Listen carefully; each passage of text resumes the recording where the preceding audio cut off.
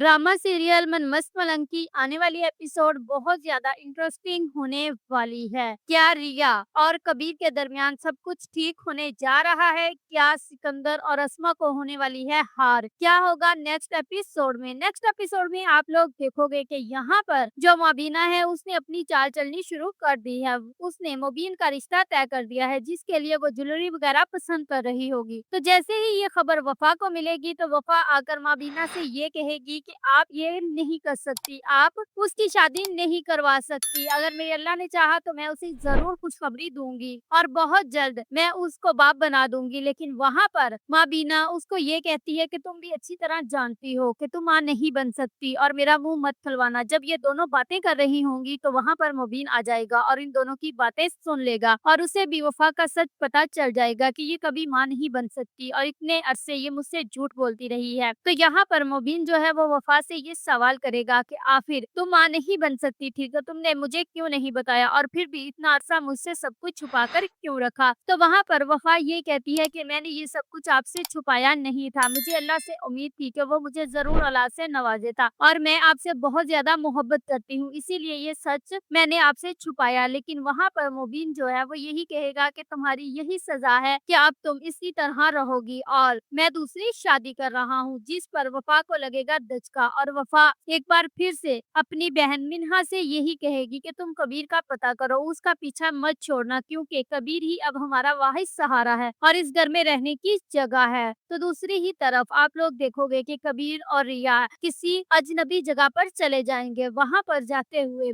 जब मिन्हा की रास्ते में कॉल जाएगी रिया को तो वहां पर रिया जेलसी का इजहार करेगी। मिन्हा उससे ये सवाल करेगी कि तुम कहाँ हो और इस वक्त कबीर कहाँ है? जिस पर जो रिया है वो उसे बहुत अच्छा जवाब देगी कि ये बात तुम कौन होती हो पूछने वाली? हाँ अलबत्ता कबीर की माँ पूछ रही है तो उसे बता देना कि कबीर बिल्कुल ठीक है लेकिन तुम्हें कोई हक नहीं पहुँचता कि तुम कबीर के बारे में सवाल करो क्योंकि वो इस वक्त अपनी बीवी के साथ है। तो दूसरी ही तरफ आप लोग ये भी देखोगे कि जैसे ही अस्मा और सिकंदर को ये पता चला है कि कबीर रिया को लेकर कहीं गायब हो गया है, तब से उनकी मुश्किलातें मजीद बढ़ गई हैं क्योंकि कोर्ट से आर्डर आ चुका है और जब वहां पर रिया नहीं पहुंचेगी और ना ही कबीर तो उन दोनों का जो केस है वो खारिज हो जाएगा। यही बात लेकर सिकंदर काफी ज्यादा परेशान होगा और सिकंदर यहाँ पर अस्मा को ये कह रहा होगा कि आपको तो पता है ना कि अगर उन दोनों का वहां पर होना जरूरी है और अगर वो दोनों वहां पर ना पहुंचे तो केस खारिज हो जाएगा। वहां पर अस्मा कहती है कि रिया को भी तो झुकना पड़ेगा,